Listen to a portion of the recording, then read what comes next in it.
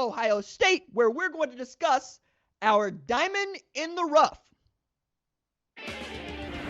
Got some snazzy animation that I'm very excited about. As a matter of fact, I'm not as excited about it as Producer Cat is. Producer Cat was very excited about this animation and this segment because this is a segment that was created in large part because I make a habit of being out in front of stories and people that I feel like are going to be great. Our first Diamond in the Rough feature was Aaron Graves, who's the best high school football player maybe ever out of the state of Iowa.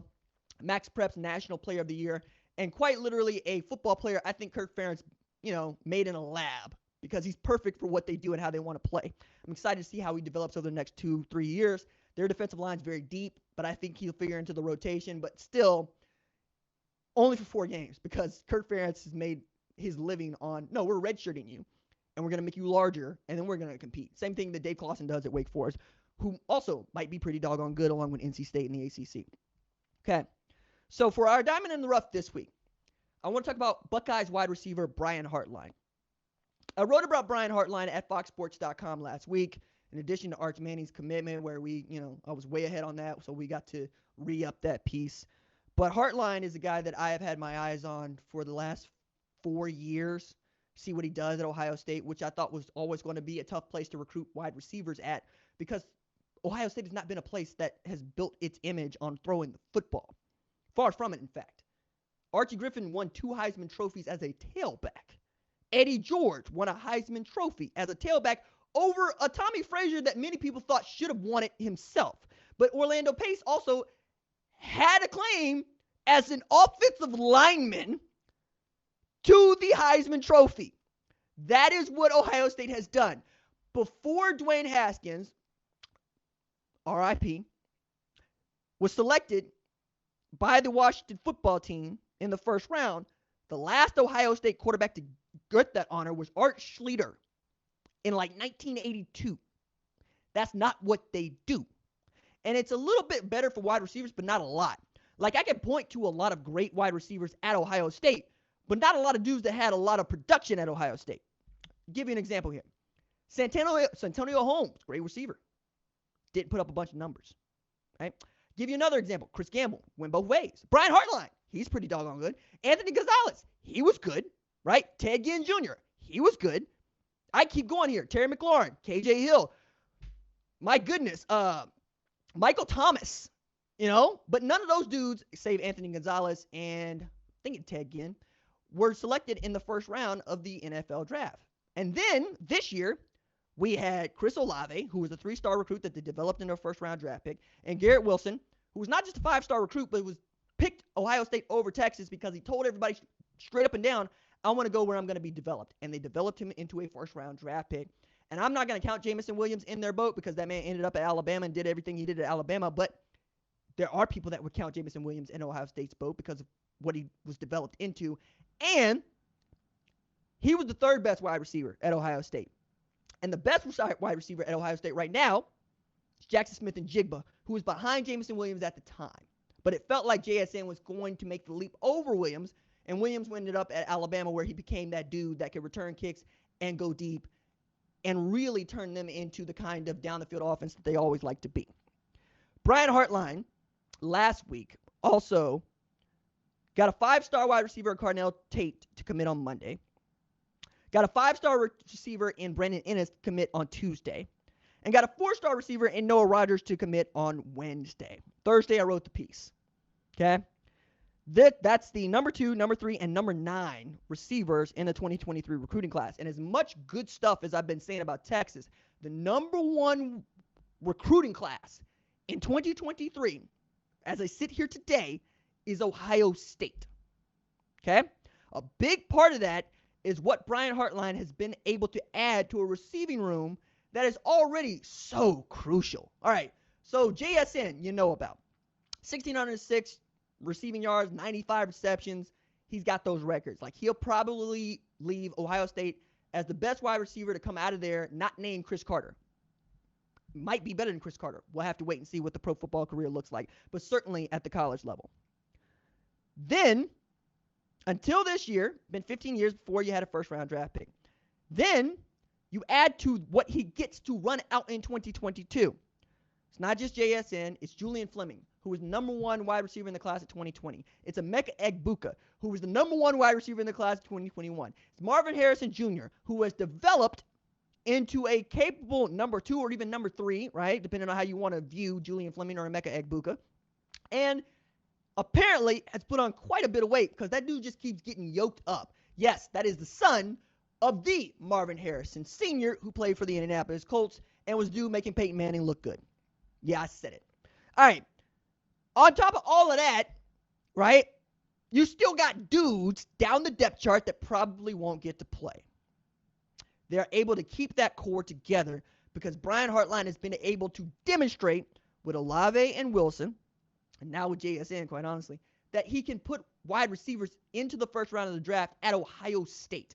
Big part of that is also Ryan Day, who, shouts to Urban Meyer, tabbed him, said, come in, run your offense. And he's like, hey, I don't run basketball on grass. I want to open up the offense. I like throwing the ball around. We'll be balanced, but I want to throw the ball around. And Urban said, do your thing, dog. So he tabbed Dwayne Haskins, who was the antithetical Ohio State quarterback because he couldn't move. You're not looking at Dwayne Haskins and going, yeah, I expect that dude to rip the ball out of the stomach of a tailback and go get me 7-8 yards. That's not J.T. Barrett. That's not Braxton Miller. That's not Terrell Pryor. You know? That's not even Craig Krenzel. That's a dude who looks the smoothest I've ever seen a man throw a football. Like, it's just smooth. It looks so good. And it looks so good on him. And they ran that offense so well. So a big part of that is Ryan Day and the offense, and then him being able to recruit. My goodness. On top of Haskins, yeah, we'll pivot to Justin Fields. We'll pivot to 1A or 1B in the 2018 class. And then we'll pivot to CJ Stroud, a dude that I found, right? Like, CJ Stroud, before he got to Elite 11 or started going on tours, looking at Baylor, Kansas State. Goes and tears Elite 11 a new behind. Gets the offer from Ohio State. They already had Jack Miller in the boat. And ends up being the starter. He's keeping Kyle McCord on the bench. Kyle McCord is a great quarterback. And he'll get his chance, I'm sure. But Jack Miller looked around and said, no, I'm going to Florida. Think about that for a second. You had an Ohio State quarterback look at the depth chart once again and pick an SEC school. You would rather go to LSU, Joe Burrow, or Florida, Jack Miller, than compete for the job at Ohio State because you feel your chances of being the starter at an SEC school that has won a national championship this decade gives you the best opportunity to play football. That's wild. Okay, that's why I'm talking so much great stuff about what they've been able to do at Columbus, because they've really been that good. And Brian Hartline has been a great part out of that. So I was ahead on Marcus Freeman when he's defense coordinator at Cincinnati. I loved his energy. I loved how young he was. I loved the defense that he's running out because they could play. Brian Kelly says, yo, I listened to RJ Young on the number 1 ranked show. I'm going to hire Marcus Freeman to be my defensive coordinator. And I'm like, hey, dog, that's not what I was really thinking about. And he's like, nah, I got you, RJ. I got you. So what I'm going to do is I'm going to put Notre Dame in a position to make the Fiesta Bowl, and then I'm going to dip out. I'm going to do what Joe Burrow and Jack Miller did. And I'm going to go to an SEC school, and I'm going to hand the reins to Marcus Freeman. That's not how I played out. I made that up. You know this, right? Because you're smart. You understand. You're smart. But point is, Marcus Freeman, head coach Notre Dame. Guess where Notre Dame ranks in recruiting right now? Dose. Number 2. Right? Brian Hartline has that sort of energy and has that sort of understanding. He's extremely smart. He played the game at a high level. He, like Marcus Freeman, comes out of Ohio State. He's being groomed to do the job by Ryan Day, right? Kevin Wilson decides that he wants to step down. I love Kevin Wilson. Kevin Wilson made 2008 Oklahoma one of my favorite football teams ever, right? But if he ever decides that he no longer wants to do this, I think that Brian Hartline's probably going to get a look if Corey Dennis doesn't, right? Quarterback's coach. But I'm also looking at that going, Hartline's going to have a decision. Okay? He's going to have a decision here. Does he want to be, like Ohio State's defensive line coach, a lifer, right? A dude that is the highest paid at his position and commands respect in the sport from aficionados like myself and people that really, really are in the coaching community? Or does he want to call his own plays and be his own boss? He's tailor-made for what Ohio State does, right? And there's a lot of guys that would line up for that job if Ryan Day decided he no longer wanted it. And I can't rule that out anymore because I didn't think Lincoln Riley would leave Oklahoma. It's not shade to you, Ohio State. I'm just saying I'm recognizing that men change up. You know, divorce rates tell us that, if nothing else. But Luke Fickell, Marcus Freeman, Brian Hartline, I can keep going out of my way to point out other dudes that would be not just say yes to that job, but be great at doing it. Luke Fickell proved that, right? He had the job for a little bit before going to Cincinnati. He's building something else there, and they've since tried to tie him up.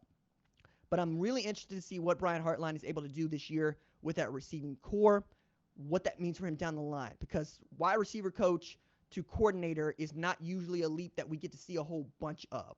Some of those guys get the co-coordinator title, but it's not as often as I would like to see them become coordinators. Like Holman Wiggins, still wide receiver coach at Alabama. He could have any coordinator job he wanted. Brendan Marion is a former coordinator at Howard. He's a wide receiver coach now. I think he's going to want to be a coordinator somewhere else, right? Dennis Simmons has tied himself to Lincoln Riley. I think he could be a coordinator or head coach wherever he wanted, right? It's like that. It's just a weird position that way. Kind of like running backs coach. I don't see too many running backs coaches that become head coaches overnight, right? Running backs coaches are usually peak recruiters, right? I think that Brian Hartline has a little bit more ambition than Ohio State fans want to give him credit for. But I also think he's very happy. And I'm not rooting for somebody to pluck him. I am rooting for him to get everything that's coming to him. Just like I was rooting for Marcus Freeman to get everything that was coming to him. I really, really am excited to see who Brian Hartline is and becomes in the next 5 to 10 years. Thanks for watching this video. And remember, hit that subscribe button so you don't miss any other videos on the #1 Ranked Show YouTube channel.